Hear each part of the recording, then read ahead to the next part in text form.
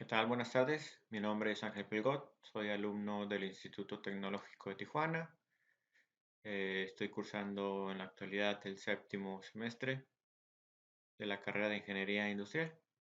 Este video es para hacer de la materia de simulación del profesor José Braulio Morales Cuevas, de una tarea que nos dejó de la plataforma Classroom. Eh, este video se va a llamar conforme a la lectura de la sección 1, ¿no? Ok, bueno, empezamos. El primer punto, como aquí lo marca, va a ser un resumen del punto. En el texto se le llama presentación. Bueno, ok, ya lo hice, lo saqué de aquí, el punto 1, que es presentación.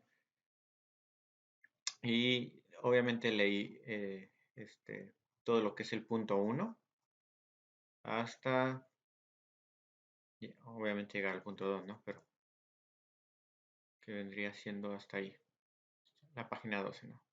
Bueno, aquí tengo mi presentación, y pues es el resumen que realicé, ¿no? Este documento trata sobre técnicas que se utilizan para imitar o simular el funcionamiento de algunos procesos e instalaciones. Habla de que se denomina el sistema al proceso instalación, que si el sistema es fácil se puede hacer de una manera analítica. Si es un poco difícil o un poco compleja, aquí es donde ya se recurre a lo que es el sistema de evaluación numérica. Pues igual también pudiéramos utilizar algún tipo de software por el estilo que ya existen, ¿no? Por medio de computadoras. Después habla de un subtema que es el sistema, modelos y simulación. Se dice que el sistema se puede definir como un conjunto de elementos y por ende los elementos forman parte del sistema dentro de los que de estos hay un par de definiciones. Uno es atributo atributo de la propiedad de un elemento del sistema. La actividad se refiere al proceso que provocó un cambio en el sistema. También habla del estado, que viene siendo como un instante de tiempo donde puede haber atributos y actividades. Presentaron un ejemplo ahí de un banco donde hay n cantidad de cajeros abiertos, pero también la otra es el número de clientes. Existen diferentes tipos de sistemas. Uno de ellos es el sistema estático y dinámico.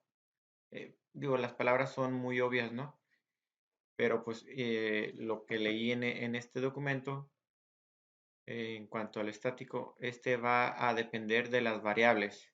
Y estas variables pues no cambian de posición o de estado durante el tiempo. Una vez que las metas al sistema, pues, se van a comportar de la misma forma. Esto pues vendría siendo el sistema estático. Y pues la contraparte, que es el dinámico, sus variables estas están cambiantes durante, y por eso se le llama dinámico, ¿no? Van cambiando. También existen el sistema determinista o sistema estocástico. Y el determinista es definido porque ningún componente se comporta de forma aleatoria. O sea, es más o menos lo entendí como el estático, ¿no? No se comporta de forma aleatoria. Son estáticos una vez que se hayan definido en un inicio, cuando se meten, ¿no? El estocástico es lo contrario. Uno de sus componentes se comporta de forma aleatoria. Este se puede estudiar con términos de probabilidad para conocer sus posibles respuestas. El estocástico, como es aleatorio, pero dentro de esa variación que tiene, si lo corres varias veces, te vas a poder dar cuenta que su variación está dentro de un parámetro, de un rango, ¿no? Bueno, también están los que son los sistemas continuos y sistemas discretos. Los continuos se caracterizan porque las variables están cambiando de manera constante y el sistema discreto cambia, pero en cierto tiempo, no constante, como si fuera algo periódico, ¿no? Entonces, bueno, el campo de aplicación, donde podemos aplicar lo que es una simulación, ¿no? En el documento se hablaba de que de resoluciones numéricas o ecuaciones muy difíciles. Es por decirlo así. Se utiliza pues computadoras, por decirlo. Cuando es una resolución numérica fácil, pues lo podemos resolver, ¿no? Pero ya cuando son ecuaciones muy complejas, pues vamos a tener que utilizar el apoyo de una computadora para poderlo desarrollar, algún tipo de software o cosas por el estilo, ¿no? Para que nos faciliten el cálculo y la simulación. Lo que es en la vida real, pues se puede decir que se puede utilizar en los sistemas de espera, en el tráfico con lo que son los semáforos, en lo que es las redes telefónicas, la comunicación en las redes por medio del internet y todo ese rollo. eh, el montaje de asignación de labores en una empresa, por decirlo así, los tiempos y proyectos en los inventarios, cosas por el estilo, ¿no?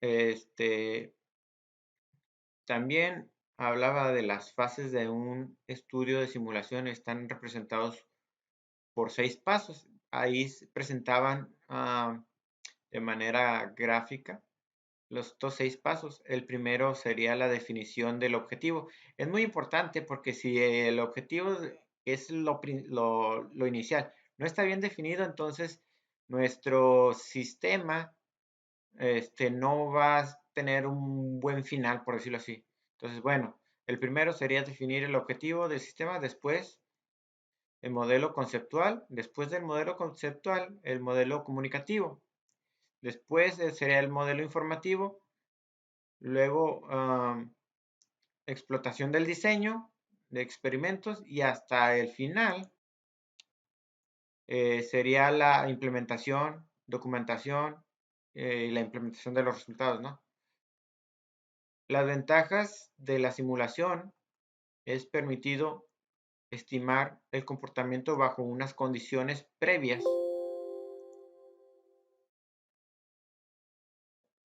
Um, Se puede comprar diseños alternativos, políticas operacionales y cuando están haciendo un experimento se pueden realizar mucho más control. Hay algunas desventajas, ¿no? Cuando a la simulación, una de ellas es de que siempre da un resultado diferente. Entonces, como siempre va a dar un resultado diferente, lo que se hace es de que se tiene que correr muchas veces para, para ver los rangos de resultados, ¿no? Entonces, en base a los resultados, pues uno ya toma sus decisiones y puede sacar un average, una media, un promedio, algo así, ¿no? Sacar un porcentaje. Am, la otra es de que, pues bueno, como es una simulación, la simulación aún así alguien tiene que meterle datos, entonces demanda mucho de lo que es tiempo persona, ¿no? Por algún tiempo prolongado. Ah, y pues bueno, eso sería el punto uno, ¿no? Del punto 2 nos dice que hagamos una interpretación de los puntos. Para ello deberá leer detenidamente el texto y dar su interpretación durante su lectura. Usted puede subrayar el texto, puntos importantes, y mencionarlos durante la exposición de la interpretación. Bueno, ok, sería el punto 2, que es repaso de la estadística. Bueno, en esta cuestión, los fenómenos son típicamente objetos del estudio de los caracteres estocásticos. Bueno, ya hablamos que era estocástico. Y esto va ligada a lo que es la estadística. ¿Por qué? Pues por las variaciones, ¿no? Entonces, al final el resultado tenemos que sacar algo de estadística, ¿no? Aquí nos hacen una representación gráfica de cómo hay una validación, ¿no? Se meten los datos, se generan las variables, se hace el cómputo, la validación y se arrojan los resultados. En primer lugar, si hay datos históricos, pues bueno, ¿no? Se tienen que meter también en la entrada. Una vez que se haya hecho esto, generar valores de las variables de entrada que se deben de tener, obviamente. Se debe de estudiar de forma adecuada el valor de las variables. Es necesario disponer de una metodología, obviamente, para poder tener como una receta, por decirlo así, ¿no? Analizar los factores que condicionan el comportamiento del sistema. Las variables aleatorias, bueno, de una variable determinista se sabe con certeza el valor que toma. Por el contrario, de una variable aleatoria no se sabe con certeza el valor que toma, ¿no? Pues su palabra lo dice, ¿no? Determinista y el otro es aleatorio, ¿no? Este, y pues lo que es la aleatoria dentro de un determinado rango, ¿no? Como ya lo había platicado anteriormente. Dentro de lo que es la variable aleatoria, se pueden diferenciar entre continuas, discretas, empíricas y teóricas. La función de distribución, la función de probabilidad y función de densidad. Está la acumulada, la puntual, según se trate de una variable discreta o continua. Digo, hay más información definitivamente, pero estoy tratando de cumplir con la cuestión del tiempo, ¿no? Aquí hay unas fórmulas que nos pueden apoyar. Aquí está representada la función de la probabilidad y función de distribución de una variable aleatoria discreta. Entonces, pues bueno, ¿no? Ahí está. Estas otras que están aquí es la función de la probabilidad y función de densidad de una variable aleatoria discreta. Media y varianza, ¿no? Existen diferentes parámetros que resultan interesantes para la caracterización de variables aleatorias, ¿no? Pues aquí hay unas fórmulas que nos apoyan para lo que es si la variable es continua, si es discreta, pues bueno, se deben de utilizar estas, ¿no?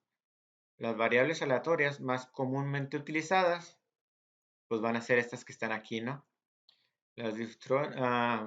Las uniformes, exponencial, gamma, Weibull, no sé si lo pronuncié bien, normal, logarítmica, beta y triangular. Bueno, todos estos tipos de distribuciones, hay más información aquí donde nos podemos apoyar.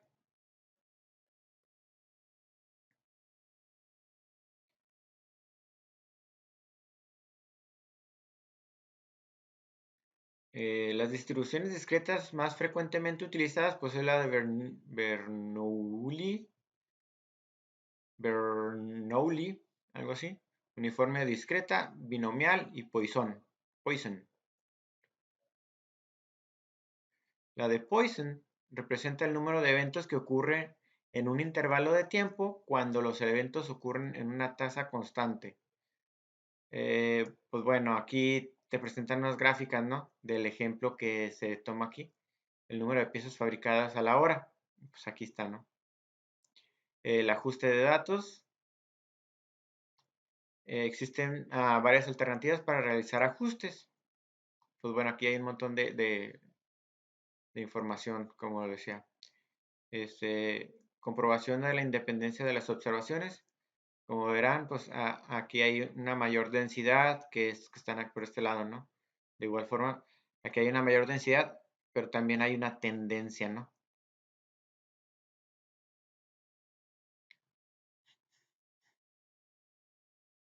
Formulación de hipótesis de contraste, pues bueno, aquí hay más información. Aquí encontramos algunas fórmulas de las funciones, estimaciones máximas de verosímil. Determinación del estadístico de contraste. Una vez obtenido el parámetro de las funciones de distribución, se construye el estadístico de contraste. Para ello se divide el rango de valores de las observaciones de conjunto, donde, bueno, aquí nos muestran estos, ¿cómo les puedo decir? Tenemos que familiarizarnos con algunos, ah, ah, ah, ah, letras y su significado para poder entender de qué se trata, ¿no? Por ejemplo, o a la I representa el número de observaciones reales que pertenecen a dicho intervalo. Y representa el número de teórico observaciones que vería y pues en el número total de observaciones. ¿Por qué es importante? Porque pues, va a haber un montón de fórmulas donde van a salir solamente esto y tenemos que entender qué es lo que están representando, ¿no?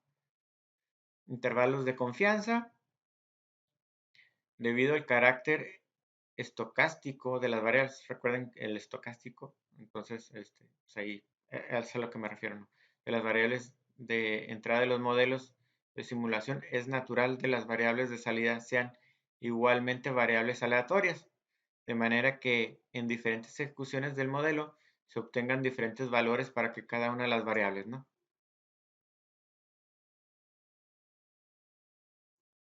Comparación de alternativas, pues están estas de aquí, ¿no? Comparación de dos alternativas, existe esta comparación de varias alternativas con unas de referencia. Entonces, cuando son dos alternativas, pues ahora sí que las dos las vas a pesar, ¿no? Pero cuando son varias alternativas con una referencia, pues obviamente andas viendo la referencia como tu principal y las otras deben de tener como un cierto parecido, ¿no? Perdón. La comparación de varias alternativas y selección de mayores de ellas. Entonces, pues bueno. Comparación de varias alternativas con una de referencia. Sea la una la alternativa de referencia en base y 2 y 3 el resto de las alternativas que quieren compartir con ella. La primera etapa se hacen por tanto el número de replicaciones de cada una de las que alternativa y se definen las medias y las varianzas de la primera etapa del siguiente modo. Pues aquí hay información, hay una tabla. La segunda etapa, para cada alternativa se realiza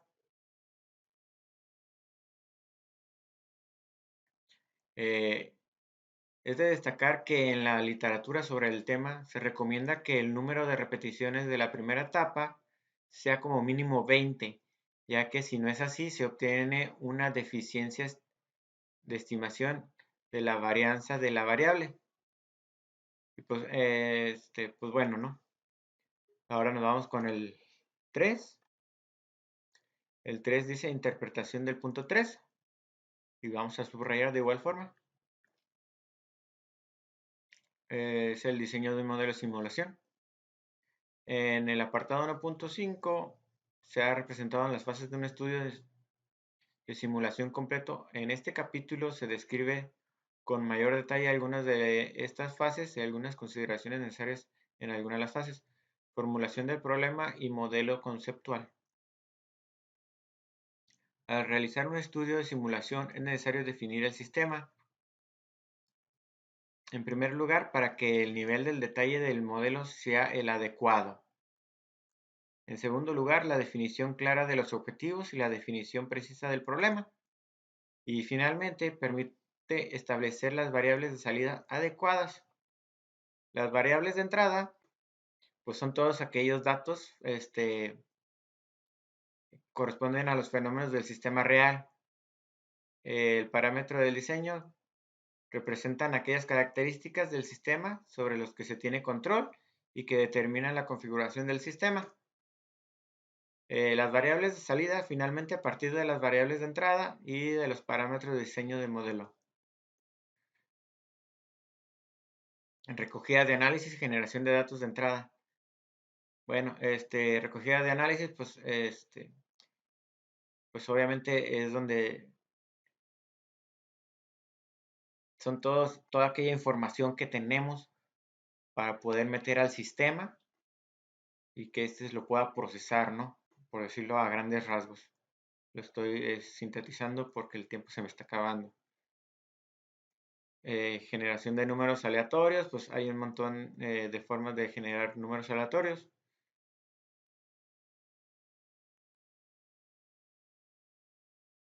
Existen distintos procedimientos para generar números aleatorios. No obstante, si se selecciona adecuadamente estos valores, sus características, todos los efectos son prácticamente idénticos, ¿no? La generación de valores variables aleatorios, esa es una función de distribución uniforme en el intervalo, función de distribución exponencial, función de distribución normal, función de distribución log normal, función de distribución Wilbur, distribución discreta,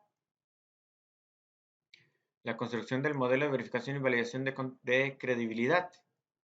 Una vez que se ha construido y validado el modelo de simulación, se debe seleccionar el lenguaje que va a utilizar para la programación. Por ejemplo, existe la hoja de cálculo para problemas de pequeña dimensión. Lenguajes de propósito general fueron muy empleados en el nacimiento de la simulación. Lenguaje para programación de simulación, pues bueno, ¿no?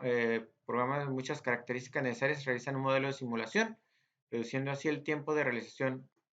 Ejemplos, pues están estos de aquí, ¿no? Que realmente yo nunca he utilizado uno de esos. Paquetes de software de simulación, es cuando ya estamos hablando de palabras mayores, ¿no? La evaluación y verificación y credibilidad del modelo de simulación, para servir a su propósito, debe ser válido, veraz y creíble. Pues obviamente como cualquier otra cosa, ¿no? Si no es válido, veraz y creíble, pues no tiene credibilidad, nadie lo va a querer, vaya. Tipos de simulación, hay limitadas, hay ilimitadas, con régimen permanente cíclico, análisis en simulación limitada, estación de parámetros. Y bueno, para finalizar, pues la conclusión es que me llevo de todo esto. La verdad es que anteriormente probablemente ya haya hecho yo algún tipo de simulación, pero no tenía estos fundamentos científicos, por decirlo así. ¿Qué me llevo? Pues bueno, la simulación nos puede aportar mucho. La manera en que yo lo puedo asimilar es donde yo trabajo, hacemos validaciones a productos terminados. Entonces, básicamente en una simulación es sumamente importante recopilar datos que sean lo más veraces. Si hay algún tipo de historial, también nos va a servir, va a ser de gran utilidad, ¿no? No tanto para poder duplicar lo que ya pasó, ¿no? Sino para lo del futuro. Utilizar una simulación adecuada y los datos que vayamos a generar, saberlos interpretar para nuestro beneficio, obviamente, de la manera correcta, porque si no hacemos algo bien, si no metemos los datos bien, por ejemplo, en la entrada, si no hacemos una simulación correcta, entonces no va a tener una veracidad en nuestros resultados. Entonces, como les platicaba, es de suma importancia hacer esto porque de esa manera podemos ver a futuro, por decirlo así, cuál va a ser nuestros resultados. No va a ser totalmente exacto, pero sí nos va a dar un muy buen rumbo de lo que va a ser, ¿no? Bueno, por mi parte es todo. Muchas gracias.